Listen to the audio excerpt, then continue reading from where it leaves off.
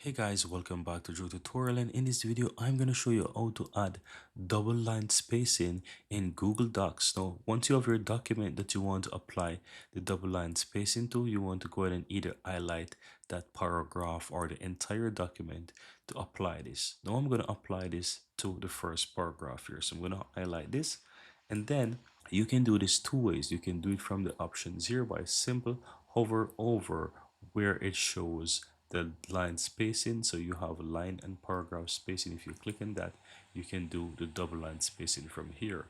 You also have it from the menu option as well, so if you highlight the paragraph and go to format and go down to where it says line and paragraph spacing, and you can also choose double as well. So if you tap on that, you will see that it applies double line spacing to that paragraph.